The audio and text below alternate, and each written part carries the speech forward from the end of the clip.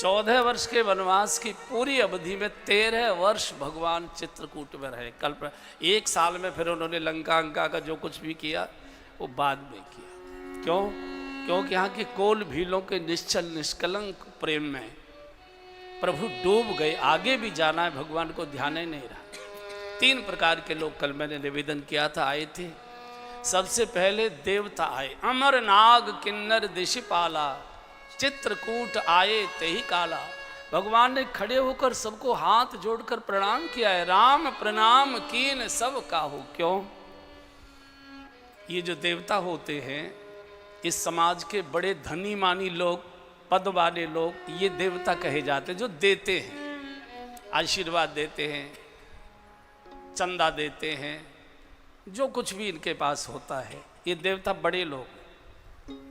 और बड़े लोगों की कमजोरी होती है, आप उनको प्रणाम कर लीजिए, बस इसी से वो राजी हो जाते हैं। बाकी तो सब चीज़ें उनके पास है, पद है, पैसा है, प्रतिष्ठा है, लेकिन उनको अगर आपने प्रणाम नहीं किया तो वो गांठ बांध लेते हैं और उसको हमेशा याद रखते हैं कि इसने नमस्ते तक भी नहीं की थी। तो भगवान जानते हैं, देवताओं की ताकत भी जानते हैं और अपनी इस समय की परिस्थिति भी जान रहे हैं।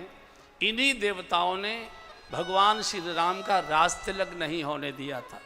पूरी तैयारी हो चुकी थी, सारी मंच आदि सब बन गए थे, ब्राह्मण जन आ चुके थे, सारी नदियों का, सारे सागरों का जल आ चुका था, सब तीर्थों की मिट्टी आ चुकी थी, जितने प्रकार की जो कुछ भी व्यवस्थाएं होती हैं सब हो चुकी थी। देवताओं ने तय कर लिया था कि हम रास तिलक नहीं होने देंगे और नहीं ही होने दिया। सब साजो सामान धरा का धरा रह गया। बाजे वाले बजाते बजाते वही गिर पड़े, नहीं चल पाया, कुछ भी नहीं हुआ। जो तोरण द्वार बनाए गए थे सब जनता ने तोड़ डाले, जिन्होंने हाथों से बनाए थे उन्होंने तहस नहस कर दिया। जय जयकार की अयोध्या में हाहाकार मच गया। तो भगवान जानते हैं, खड़े होकर प्रणाम किया है। राम प्रणाम कीन सबका। बड़े लोगों की बस एक यही इच्छा कहिए, कमजोरी कहिए, आप उनकी महिमा को, गरिमा को प्रणाम करते रहिए, उनकी महत्ता को आदर देते रहिए, फिर आशीर्वाद लेते रहिए। और अगर आपने जरा भी अकड़ दिखाई, उनके हाथ इतने लंबे होते हैं आपको अंदाज ही नहीं आएगा कि गड़बड़ कहाँ से हो रही है। आप कहेंगे बहुत ये सब करते हैं और झंझट आ जाते हैं। तो जो झंझट देता है वो दिखाई नहीं देता, देवता दिखाई नहीं देते। भगवान ने प्रणाम किया, अपना रोना रोने आए थे। भगवान का तुम्हारे लिए आया हूँ, चिंता मत करो, कुछ दिन प्रतीक्षा करो, तुमको आप देवलोक आराम से मिल जाएंगे। थोड़ी देर के बाद ऋषि मुनि आए। आवत देखे मुदित मुनि वृंदा, कीन दंडवत रघुकुल चंदा। साधु को प्रणाम जरूर करना चाहिए। हमारा अहंकार पहले तराजू में तोलता है कि प्रणाम करने लायक है कि नहीं है, कुछ सिद्धि है कि नहीं है, इनको कुछ चमत्कार आता है कि नहीं आता, कुछ करामात है कि नहीं इनके अंदर। इनका नाम तो कोई सुना नहीं है, कोई खास तो लगते नहीं है। हम इसी ऊहापोह में अपराध कर बैठते हैं और प्रणाम नहीं करते। प्रणाम की बड़ी ताकत होती है। प्रणतक क्लेश नाशाय गोविंदाय नमो। साधु भगवान के पुत्र कहे जाते हैं और ये संसार का नियम है, कोई किसी के बेटे को प्यार करे, आदर दे, सम्मान दे, उसके पिता बहुत प्रसन्न होते हैं। तो साधु को किया गया प्रणाम ये भगवान को प्रसन्नता देता है और फिर जो आपकी इच्छा होती है भगवान प्रसन्नता से पूरी करता है।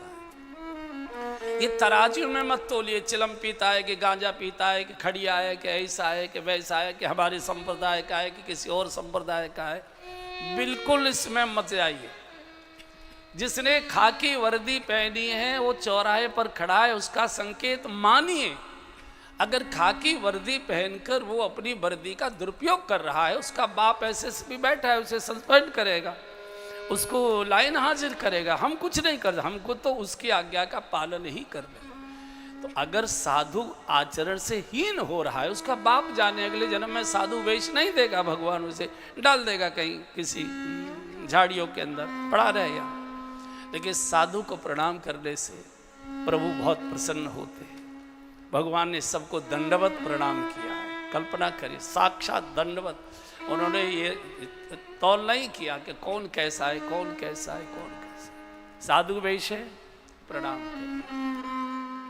तीसरा समाज आया कोल भीलों का। नंग धड़ंग लगोटी बांधे, सूखे हाड़ मांस का शरीर, मैले कुचैले भाव भरे हुए नेत्र में आंसू, दौड़े चले आ रहे, नाचते गाते आ रहे हैं। यह सुध कोल के रात न पाई, दौड़े आ रहे, दौड़े आ रहे। क्या ला रहे हैं? कंद मूल फल भरी भरी दोना, कंद मूल फल भरी भरी दोना, चले रंग जनु लूटन सोना, चले रंग जनु लूटन सोना, आजी चले रंग जनु लूटन सोना, चले रंग जनु लूटन सोना। साधु के पास जाइए या मंदिर में जाइए, कुछ न कुछ फल लेकर जाइए। सस्ते से सस्ते सिंगाड़े मिलते हैं, ले जाओ। अमरूद मिलते हैं, ले जाओ। क्यों? आप साधु के पास जाते हैं तो आप अपेक्षा करते हैं कि महाराज जी कोई न कोई प्रसाद दें। अब वो कहाँ से लाएगा बेचारा? अरे भाई आप चढ़ाओगे तो उसमें से आपको भी देगा, जो और आएंगे उनको भी देगा। मंदिर में आप माथा टेकते हैं, सोचते हैं पुजारी जी प्रसाद दें, वो कहाँ से लाएंगे? अरे भाई आप चढ़ाते हो मंदिर में, पुजारी जी उसमें से आपको भी देते हैं, किसी और को भी देते हैं। और खाली हाथ अगर साधु के पास जाओगे या मंदिर जाओगे, खाली ही लौट कर आओगे। अगर भरे हाथ चाहिए तो भरे हाथों से प्रसाद लेकर जाइए। ये कोल भी अशिक्षित, अनपढ़, सभ्यता संस्कृति का न इनको ज्ञान है न भान है। ये जानते हैं कि भगवान आए और भगवान का दर्शन खाली हाथ नहीं करना चाहिए। दोने भर भर कर भगवान ने का ढेर लग गया, दोनों का ढेर, और दूर बैठे। संकोची थोड़ा सड़क के पीछे बैठता है, अहंकारी हमारी तरह मंच की ही ओर देखता है, इधर उधर देखता ही नहीं कि मंच कहाँ है। तो भगवान ने कहा थोड़े आगे आ जाओ, आगे आ जाओ, थोड़े सरको। संकोच में सरकते नहीं है। ठीक है प्रभु, ठीक है। भगवान ने कहा भैया एक बात बताओ, जो आया मेरे पास वही फल मांगने आया। देवता आए पुण्यों का फल मांगने आए, ऋषि मुनि आए साधना का फल मांगने आए। आप तो मुझे फल भी चढ़ा रहे हो, आपको मुझसे फल नहीं चाहिए क्या? कोल भील रो पड़े और कहा भगवान फल तो आप दुनिया के भिखारियों को दे दीजिए, हमको तो आप चाहिए, हमारा बाप चाहिए, हमको और कुछ नहीं चाहिए। आप आ गए, सब फल आ गए। और गोस्वामी जी लिखते थे कि जाहि न चाहिए कबहु कछु, तुम सन सहज स्नेह, बस ही निरंतर तासुर, सोराउर निज गेह। साधु भगवान से न दर्शन मांगता है न मुक्ति मांगता है। दर्शन दे मत दे, तेरा मन हो तो आना, नहीं मन हो तो नहीं। हमको कुछ नहीं चाहिए, हमको तो आनंद है, तेरा नाम लेने में रस आता है, बस इससे ज़्यादा और हमको कुछ नहीं चाहिए।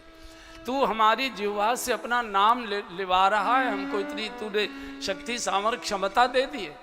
अन्यथा तो आदमी दिन भर राजनीति की चर्चा करता रहेगा, बुराइयां करता रहेगा, पड़ोसी को गालियां देता रहेगा, अखबार चाटता रहेगा। उससे को जरा माला लेके जप लो, नहीं जपेगा। पाठ कर लो, नहीं करेगा। क्यों? पाप करते करते जीभ इतनी भारी हो जाती है कि संसारी चर्चा में तो वो लप लप बोलेगी, भगवान के नाम में उसके पाप पकड़ लेते। खबरदार, अगर तू भगवान का नाम लेगी तो हम कहाँ जाएंगे, हमारा घर उजड़ जाएगा। पाप जीभ पर निवास करता है, पाप आंखों से प्रवेश करता है और जीभ पर निवास करता है।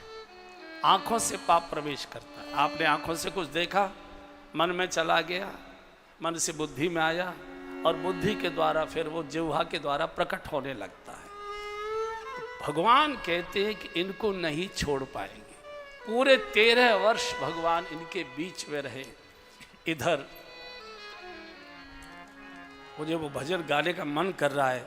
भक्त कहता है भगवान तूने क्या क्या नहीं दे दिया, एक बार गा लीजिए। मुझे तूने दाता बहुत कुछ दिया है, मुझे तूने दाता बहुत कुछ दिया है, तेरा शुक्रिया है, तेरा शुक्रिया है, तेरा शुक्रिया है, तेरा शुक्रिया है।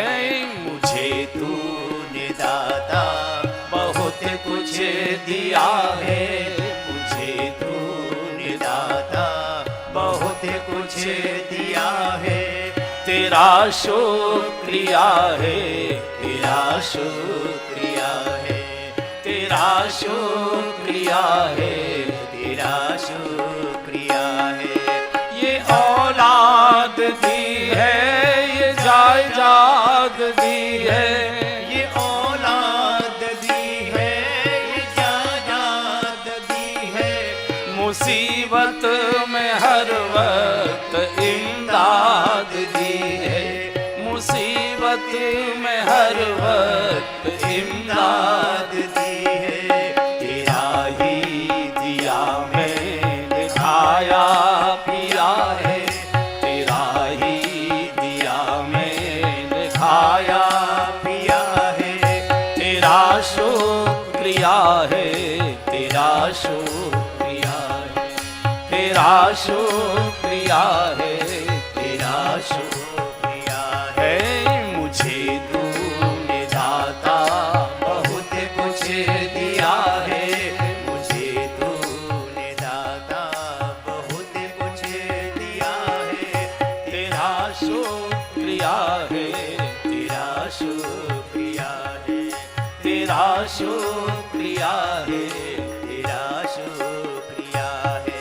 जो पूरी न करता तू मुराद मेरी, जो पूरी न करता तू मुराद मेरी, तो क्या थी जमाने में औकात मेरी, तो क्या थी जमाने में औकात मेरी, तुम्ही ने तो जीने के काबिल किया है, तुम्ही ने तो जीने के काबिल किया है, तेरा शुक्रिया है, तेरा शुक्रिया है, तेरा शुक्रिया है, तेरा शुक्रिया है। मुझे तूने दाता बहुत कुछ दिया है, मुझे तूने दाता बहुत कुछ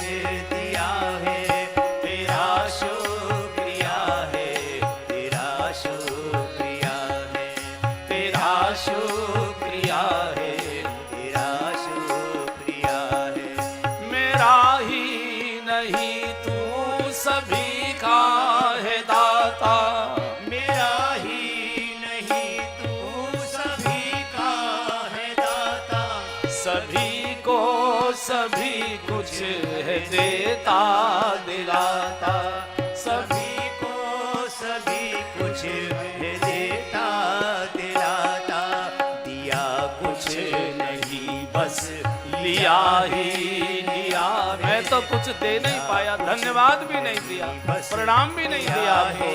लिया है, तेरा शुक्रिया है, तेरा शुक्रिया है, तेरा शुक्रिया है, तेरा शुक्रिया है।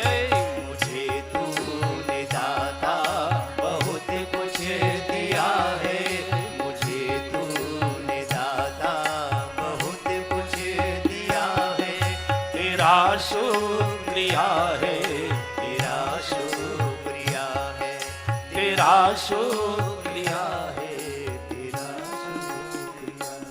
सवेरे की जो पूजा करते हैं उसके पीछे का ये धन्यवाद का ही भाव होता है। प्रभु रात में तूने ही तो मेरी सांस ली, मैं तो एक सांस ले नहीं सकता, सांस रुक जाए तो 1000 डॉक्टर एक सांस नहीं चला सकते। मुझे तूने निश्चिंतता से सुलाया और मेरी सांस के रूप में तू चलता रहा, मैं पुनः जागृत हो गया। तुझे शुक्रिया, तुझे प्रणाम करता हूँ। ये सवेरे की पूजा, ये रात के शयन का प्रणाम है कि मैं आनंद से सो गया और जग भी गया। ये तूने मेरी श्वास चलाई, मैं तो नहीं था, मुझे तो होश भी नहीं है। और जो सायंकाल को प्रणाम पूजा आरती करते हैं, प्रभु तूने दिन भर मुझे खूब दौड़ाया, जीवित रखा, दुनिया भर के व्यवहार करने का अवसर दिया, फिर मैं तेरे चरणों में खड़ा हूँ, मेरा प्रणाम स्वीकार करो। ये सुबह और शाम की जो पूजा हम करते हैं, ये भगवान को थैंक्स देने के लिए, धन्यवाद देने के लिए। हमारी कोई क्षमता नहीं थी प्रभु, कोई क्षमता नहीं। यहाँ से केवट वापस लौटाए, सारी भगवान की व्यवस्थाएं करके गंगा पार करके आया तो जहाँ रथ छोड़ गए थे वही रथ खड़ा हुआ है। श्वेत रंग के घोड़े श्याम हो गए, हड्डियों के ढांचे 6 दिन हो गए, 6ठे दिन लौट कर आया है केवट। ये जो गुह था, श्रृंगवेरपुर का जो चौधरी था गुह, ये 6ठे दिन लौटा। 6 दिनों में घोड़ों ने घास का एक तिनका नहीं छुआ, घास का ढेर लगा हुआ है, हड्डियां निकल गई, मूर्छित सुमंत्र पड़े, होश आता है हा राघव हा राम हा राघव हा राम। और आते ही जब गुह ने घोड़ों की पीठ को ऐसे थपकी मारी, थप थपाया, चैतन्य हुए, हिन हिन आने लगे, अपनी अपनी भाषा में पूछ रहे, गुह अकेले क्यों आए हो, भगवान कहाँ हैं, प्रभु को क्यों नहीं लेकर आए, अभी कहाँ छोड़ दिए तुमने। और जैसे घोड़े हिन हिन आए, सुमंत्र की मूर्छा खुली। गुह ने कहा कि मंत्री जी आप अभी वापस नहीं गए, सब लोग प्रतीक्षा करते होंगे, वापस जाइए न। लिपट कर रो पड़े। सुमंत्र जैसा इतने बड़े साम्राज्य का प्रधानमंत्री एक सामान्य से बिल्कुल अछूत व्यक्ति को गले लगाकर इतना रोए। सुमंत्र इतना रोए, भैया ये शब्द मत बोलो, तुम्हारे गांव के जो भी यहाँ आते हैं वही पूछते हैं कि कब जाओगे कब जाओगे कब जाओगे। मेरी समझ में नहीं आता, मैं खाली रथ लेकर किस मुंह से अयोध्या में जाऊं। घोड़े हिनहिनाने लगे, गो की कंधे पर मुंह रखे हिनना अपनी भाषा में रोकर कहते, गो हमको जाने के लिए मत कहो, हमको गंगा जी में डूब जाने दो। आगे किटकिट करके चलाने की कोशिश करते, गो गंगा जी की ओर घोड़े दौड़ते। गो भी घबरा गया। जिनके वियोग में पशुओं की ये दशा हो रही है, उनके वियोग में उनके माता पिता की क्या दशा हो रही होगी। गो भी रो पड़ा एकदम। सुमंत्र मैं भी समझ रहा हूं तुम्हारी परिस्थिति। सुमंत्र ने कहा, गो मुझे मालूम है एक दिन जाना तो मुझे पड़ेगा, लेकिन मेरी समझ में नहीं आ रहा है मैं कैसे जाऊं। मैं प्रधानमंत्री हूं, मेरा प्रोटोकॉल है, अयोध्या का तो कोई नागरिक मुझसे पूछने के लिए पास आएगा नहीं, उधर कैकेयी के पूछने का कोई अर्थ नहीं है, वो आएगी ही नहीं। सुमित्रा बहुत सीधी सादी है, वो बेचारी कभी कुछ बोलती नहीं है। महाराज भी मूर्छित पड़े होंगे, उनका भी मुझे कोई बहुत ज़्यादा चिंता की बात नहीं। लेकिन मेरी समझ में ये नहीं आ रहा, ये बताओ कि राम जननी जब आई धाई, राम की माँ जब दहाड़ मारती दौड़ कर आएगी,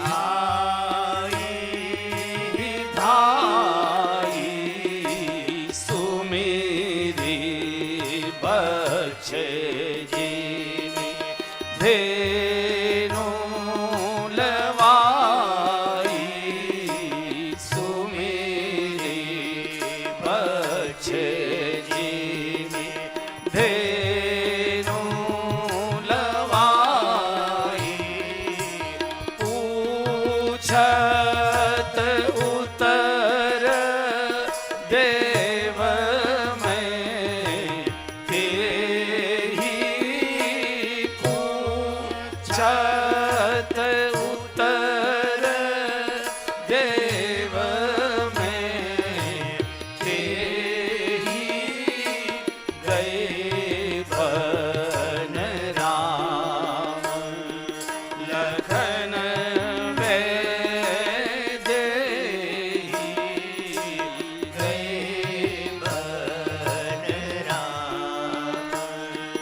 लखन वैदेही राम जननी जग आई धाई।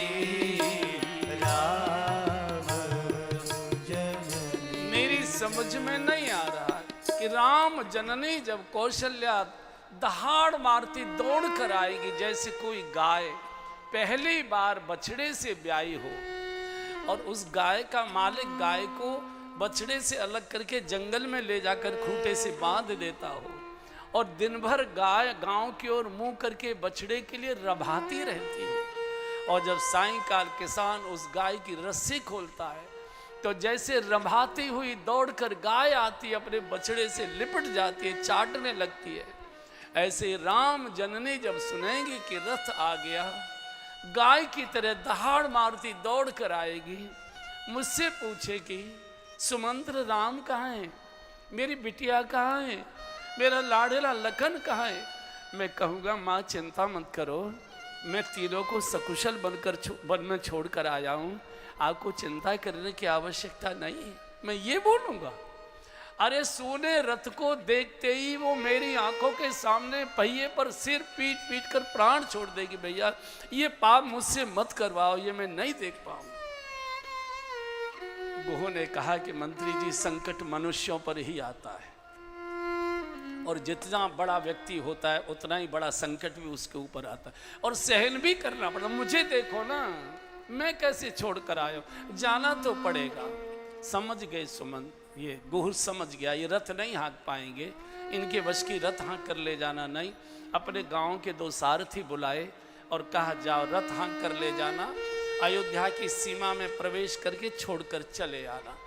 तो जैसे ही किटकिट करके घोड़ों को हाँकने की कोशिश की, घोड़े गंगा जी की ओर दौड़ते, हमको गंगा में डूबने दो, हमको गंगा में डूब, हम नहीं जाएंगे। जैसे तैसे घोड़े चले, अयोध्या के निकट पहुंचे, दिन छिपे की प्रतीक्षा कर रहे, रात के अंधेरे में जाऊंगा ताकि कोई मुझसे बात न करे, कोई मेरे पापी चेहरे को न देखे कि ये राम को छोड़कर आ जाए, राम को वन में लेकर गया था। धीरे धीरे लोग पड़े हुए, 6 दिन हो गए, आज 6ठा दिन था, कुछ खाया पिया नहीं, सब लोग ऐसे कमजोर पड़े। किसी के घर के दरवाजे के बाहर दीपक नहीं जल रहा है, सड़कों के दीपक, किसका मुंह देखे, किसको देखे? जिसका दर्शन करना था वो तो बन को चला गया, किसका चेहरा देखेंगे? बड़े रथ की झनकार सुनाई पड़ी, ऐसे उठते हैं, वहीं के वहीं लुढ़क जाते हैं। रथ द्वार पर पहुंच गया। महाराज तो कौशल्या जी के भवन में मूर्छित पड़े हुए थे, कैकेयी के भवन से उठाकर कौशल्या जी के भवन में, चूंकि जब वनवास हो गया और थोड़े स्वस्थ हुए थे, थोड़े से चैतन्य हुए महाराज, तो सुमंत्र को तुरंत कहा इस पापनी के भवन से मुझे पुण्य गंगा की गोद में ले जाकर डालो, मुझे कौशल्या की गोद में जाकर लेटाओ, इस पापनी का मैं चेहरा नहीं देखना चाहता। तो कैकेयी के भवन से कौशल्या जी के भवन में आ चुके थे, मूर्छित थे, बरांडे में लेटे थे, ऐसे धीरे धीरे सिर सहला रही थी। सेविका ने कहा कि माँ ऐसा लगता है रथ आ गया, सुमंत्र आ गए, रथ आ गया। माँ को ऐसा लगा जैसे किसी ने कहा कि माँ राम वन से लौट कर आ गए। एकदम माँ को उत्साह आया, लेकिन 6 दिन से कुछ खाया पिया नहीं था, चक्कर आया, आंखों के सामने अंधेरा, गिर पड़ी एकदम। सेविकाओं ने उठाया है, एक इधर से सहारा देकर, और जैसे ही माँ कौशल्या को आते हुए घोड़ों ने देखा, घोड़े टापे मारने लगे, फड़फड़ाने लगे, अपनी भाषा में हिनहिनाने लगे, माँ रथ के पास नहीं आना, रथ के पास नहीं आना, सूने रथ को देख नहीं पाओ। कौशल्या जी भी समझ गई कि रथ सूना है, अन्यथा तो लखन क्या रथ में बैठा रहता, अरे मुझे देखकर छलांग मार कर आकर मेरे हृदय से लग गया होता है, इतना लाडला मेरा दुलारा लखन। बस वहीं बैठ गई एकदम। सेविकाओं ने पकड़ा है, सुमंत्र को सेवकों ने उतारा है, धीरे धीरे धीरे धीरे कौशल्या जी अंदर ले जाई गई। धीरे धीरे सुमंत्र के महाराज पड़े थे, केश खुले थे, हा राम, हा राघव, हा राम, हा जानकी, हा लखन, बस ऐसे ही कर रहे थे। जाते ही सुमंत्र ने प्रणाम किया, महाराज की जय हो, महाराज आपका दास सेवक सुमंत्र आपको प्रणाम करता है। जैसे ही कहा सुमंत्र आपको प्रणाम करता है, दशरथ जी में एक साथ प्राण शक्ति आ गई, जैसे मई जून के मास में सरोवर सूख रहा हो और कीचड़ में मछलियां एक एक जल के लिए तड़प रही हो, और उसी समय अचानक घनघोर वर्षा हो जाए, तो जैसे मछलियों के प्राण शक्ति आती है, ऐसे एकदम दशरथ जी को प्राण शक्ति आई, एकदम बैठ गए। कहो सुमंत्र कहाँ राम, मेरा राम कहाँ है, मेरा लखन कहाँ है, मेरी बिटिया कहाँ है, जानकी कहाँ है, पूछते हिलाते सुमंत्र बोलो ना, कहाँ छोड़ कर आए हो, कितनी देर में आ रहे हैं, नगर के लोगों को बोलो कि वो स्वागत सत्कार न करें, पहले मेरे प्राण बचाए, मेरे पास लेकर आओ। सुमंत्र धरती को रेद रहे, कैसे बोलूं, क्या करूं, हिला करके बोलो भैया, क्या बोलते क्यों नहीं। सुमंत्र ने कहा महाराज धैर्य रखिए, सब बताता हूं। आपने जीवन में बड़े बड़े उतार चढ़ाव देखे, बड़े बड़े संकट देखे, और संकट मनुष्यों पर ही आते हैं, संकट किसी और पर नहीं आते, और मनुष्य ही संकट को सहन करता है, भगवान उसको। ये उपदेश मत करो, पहले ये बताओ राम है ही कहाँ। पूरी घटना सुनाई। पहली रात तमसा के किनारे हम लोगों ने विश्राम किया, फिर उसके बाद संगवेरपुर गए, वहाँ के राजा गोह ने उनको गंगा पार कराया। बस गंगा पार करते तो मैंने देखा, आगे वो कहाँ गए महाराज मुझे मालूम नहीं। मैंने हमेशा आपकी आज्ञा का पालन किया है, इस बार मैं आपकी आज्ञा का पालन नहीं कर पाया, मुझे जीवित रहने का अधिकार नहीं, मुझे मृत्युदंड दे दीजिए। इतना बोले थे दशरथ जी ने, केवल इतना सुना कि गंगा पार करके कहाँ गए मुझे मालूम नहीं। उसके आगे सुमंत्र ने क्या बोला कुछ मालूम नहीं। एकदम सुमंत्र का हाथ छोड़ा, सामने मोटा बड़ा सा खम्बा था बरांडे का, खम्बा पकड़ के सिर मारने लगे, रक्त के फुहार। कौशल्या जी चीख पड़ी, नहीं महाराज, नहीं महाराज, ये मत करिए, ये नहीं करने दूं। नहीं रानी, कैसा मेरा सीधा साधा बालक, कभी उसने आंख उठाकर सिर उठाकर मेरी ओर देखा नहीं, और उस बालक को मैं त्याग कर भी जीवित रह रहा हूं। सो सूत बिछुत गए न प्राणा, सो सूत बिछुरत गए न प्राण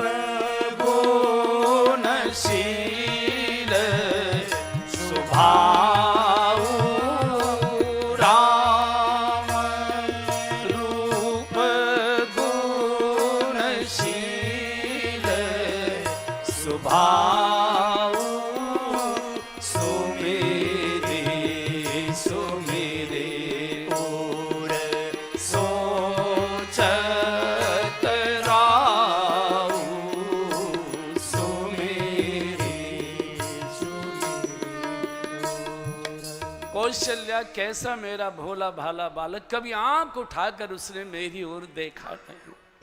मैंने इसी मुख से कहा था बेटा कल तेरा राज तिलक करूंगा, और इसी पापी मुख से मैंने कह दिया बेटा तुझको वन को जाना है। मेरा बालक एक शब्द नहीं बोला, एक शब्द नहीं बोला। फटकार कर जाता, मुझे दुत्कार कर जाता, मेरा अपमान करके जाता तो मुझे संतोष हो जाता कि मुझे मेरे किए का फल मिल गया। अरे मुझे प्रणाम करके गया है, पिताजी आशीर्वाद दीजिए हमारी यात्रा सकुशल पूर्ण हो। मुझसे प्रणाम करके गया है, चरण छू कर गया है। ऐसे पुत्र को त्याग कर ही गए, मैं अगर जीवित रहूंगा तो ऐसे मेरे जैसा पापी कोई नहीं होगा। कौशल्या मेरे मुख पर काला कपड़ा डाल दो, मेरे पापी चेहरे को मत देखो। छूट गए, फिर खंबे को मारने लगे, सिर मारने। अरे पूरी रानियां करी बिलाप सब रोवहि रानी, करी बिलाप सब रोवहि रानी, महाविपति की बिजाई बखानी, महाविपति की जाई बखानी, सोनी बिलाप दुख दुख लागा, सोनी बिलाप दुख दुख लागा, धीरज करी धीरज भागा, धीरज करी धीरज भागा। हाजी करी बिलाप सब रोवहि रानी, करी बिलाप सब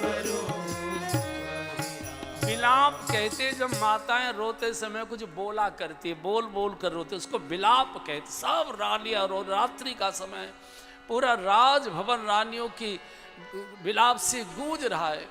कौशल्या ने कहा सुमित्रा मुझे छोड़ना नहीं, एक क्षण भी मुझे छोड़ना नहीं, मुझे अपशकुन दिखाई दे रहे हैं, मुझे लगता है कि अयोध्या का सूर्य डूबने जा रहा है। महाराज को अपनी गोद में लिटाइए, सिर से हिलाते महाराज धैर्य रखो। 2 क्षण के लिए महाराज थोड़े से शांत मूर्छित जैसे हो गए, थोड़ा सा चैन सा लगा कौशल्या जी को। 2 मिनट के बाद एकदम चीख कर बैठ गए। कौशल्या ये 2 बूढ़े लाठी लेकर कौन खड़े हैं मेरे सामने? कोई नहीं है महाराज, आपकी आंखों के सामने अंधेरा जैसा लग रहा है। इस नहीं ये 2 बूढ़े लाठी दिखा रहे हैं मुझे। मरते समय दशरथ जी को अपने जीवन का किया गया पाप आंखों के सामने दिखाई देने लगा। मरते समय दशरथ जी की आंखों के सामने श्रवण कुमार के अंधे माता पिता आकर खड़े हो गए। राजन रो, तापस अंध शाप सुधि आई, तापस अंध शाप सुधि आई, कौशल्या ही सब कथा सुनाई, कौशल्या ही सब कथा सुनाई। भयउ विकल बर नत इतिहासा, भयउ विकल बर नत इतिहासा, राम रहित धिक जीवन आसा, राम रहित धिक जीवन आसा, जीवन आसा, जीवन आसा। मरते समय महाराज दशरथ को अपना किया गया पाप आंखों के सामने आकर खड़ा दिखाई दे लगा। तापस अंध शाप सुधि आए। और मरते समय पाप ही दिखाई देता है, पुण्य याद नहीं आता। पुण्य तो शेखी में कर देता है, पुण्य तो देखा देखी भी कर देता है, पुण्य तो कई बार अहंकार में भी कर देता है, नाम के लिए भी कर लेता है। लेकिन पाप करता है मनुष्य बहुत विचार से, बहुत सावधानी से, बहुत बुद्धिमत्ता से, किसी को पता न लगे, कोई देख न ले, कोई जान न ले। और जो कार्य बहुत समझदारी से, बुद्धिमत्ता से, सावधानी से किए जाते हैं वो अंत समय तक याद बने रहते। आज मरते समय दशरथ जी जैसे धर्मात्मा को, धर्मशील राजा को, धर्म धुरंधर गुण निधि ज्ञानी आंखों के सामने पाप आकर श्रवण कुमार के अंधे माता पिता जैसे लाठी लेकर खड़े। राजन रो, हम अंधों को तुमने कितना रुलाया था। कौशल्या जी से लिपट गए। रानी, इस पाप को मैंने तुमसे जीवन भर छुपा के रखा था, श्रवण कुमार के माता पिता की श्राप की कहानी दशरथ जी कैकेयी को तो बता चुके थे। कैकेयी बहुत लाडली थी दशरथ जी की।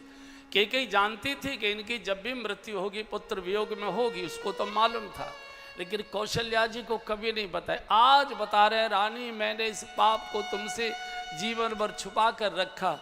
और पुरानी घटना सुनाने लगे। एक बार मैं शिकार खेलने के लिए गया, रात्रि का समय, बहुत रात तक मैं शिकार के लिए इधर से उधर भटकता रहा, नहीं कोई शिकार दिखाई दिया। तो दूर से मुझे कोई बुड़ुक बुड़ुक की आवाज़ आई। मैंने सोचा कोई मृग, कोई जंगली जानवर सरयू का जल पी रहे हैं। मैंने उसी के ओर इंगित करके शब्द भेदी बाण छोड़ा, और जैसे मेरे तरकस से शब्द भेदी बाण निकला, दूर से चीख आई, अरे किस पापी ने मुझे मार डाला? अरे मैंने तो कोई अपराध नहीं किया, मैं तो तीर्थयात्री था, मैं तो अपने अंधे माता पिता की प्यास बुझाने के लिए सरयू माँ का जल लेने आया था। अरे किसने मेरे अंधे माता पिता की लाठी को तोड़ दिया? किस? रानी, जब ये चीख मैंने सुनी, मेरे शरीर में कंपन आ गया, कांपने लगे मेरे हाथ पैर सब, और मैं सरयू के किनारे किनारे किनारे का डरते डरते कदमों से बढ़ता गया। तो आगे जाकर देखा तो सरयू के किनारे आधा जल में आधा सरयू की कीचड़ में पड़ा एक नौजवान फड़फड़ा रहा है। मेरा लगा हुआ बाण उसकी छाती में चुभा है। और मुझे जब देखा तो कहा, राजन आपने मुझे मारा? मैंने तो कुछ बिगाड़ा नहीं था, मैं तो अपने अंधे माता पिता को तीर्थ यात्रा करने के लिए लाया था।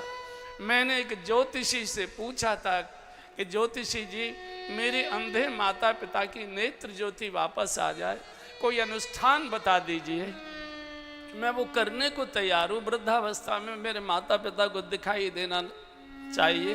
ज्योतिषी ने कहा था, हे युवक, अगर तुम अपने अंधे माता पिता को भारत के 67 तीर्थों की यात्रा करा दोगे तो तुम्हारे माता पिता की नेत्र ज्योति वापस आ जाएगी।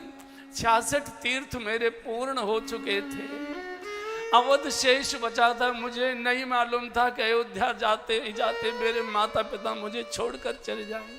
अरे तुमने क्या कर डाला? उनके अंधे के बुढ़ापे के जीवन का एक मैं ही सहारा था, क्या बीतेगी उनके ऊपर? राजन, अब ये मेरे शरीर में से जहरीला बाण निकालो, मुझे शांति से मरने दो, और जल का पात्र लेकर जाओ।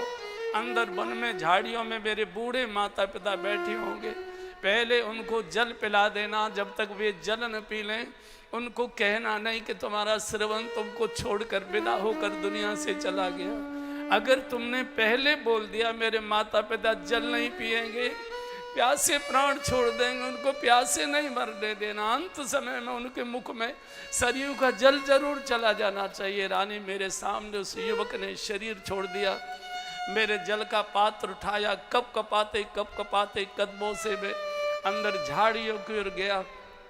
दोनों दंपति प्रतीक्षा कर रहे थे।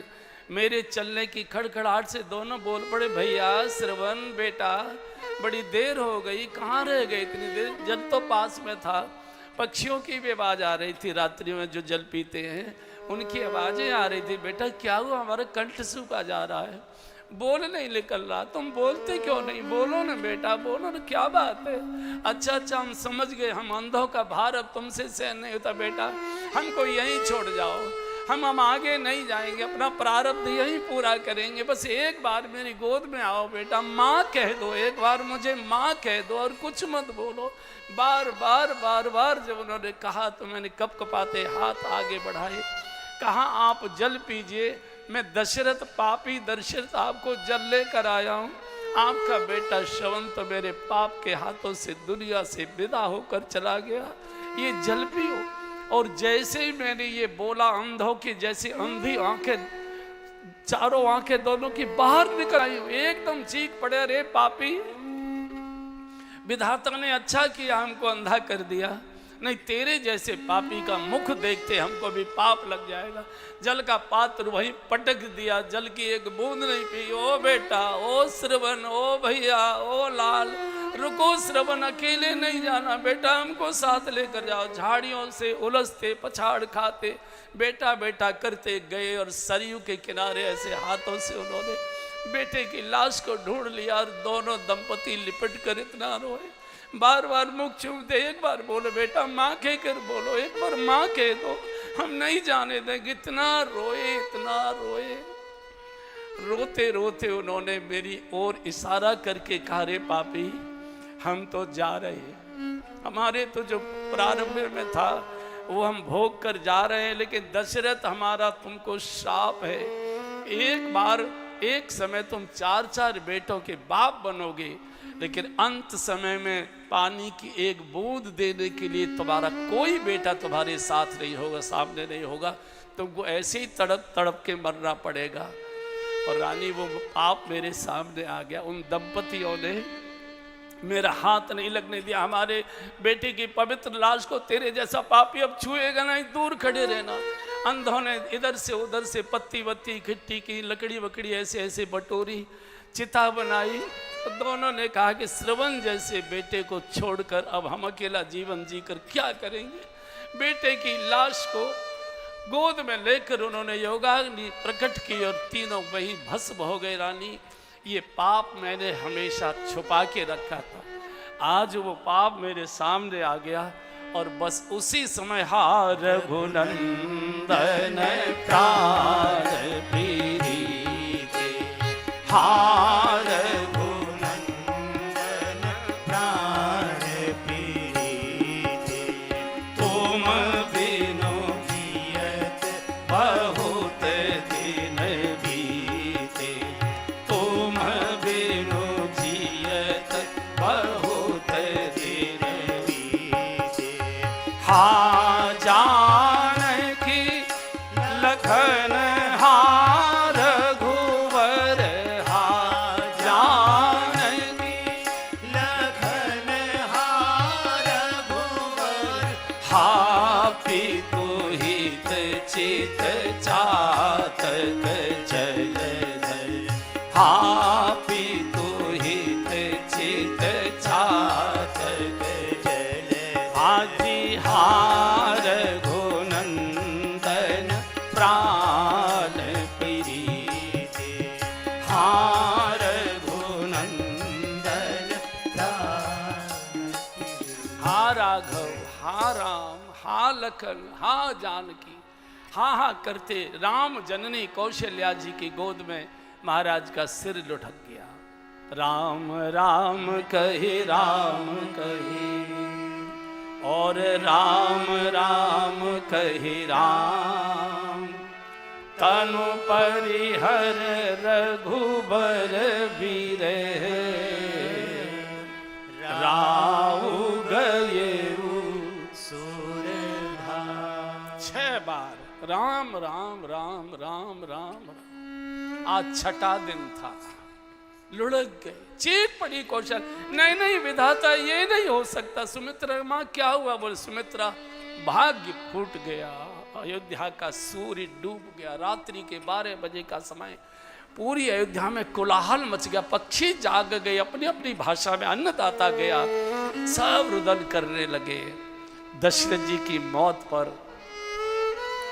लेकिन विधाता ने बहुत अच्छा प्रमाण पत्र दिया है। जियन मरण फल दशरथ पावा, जियन मरण फल दशरथ पावा, अंड अनेक अमल जसु छावा, अंड अनेक अमल जसु छावा, जियत राम विधु बदल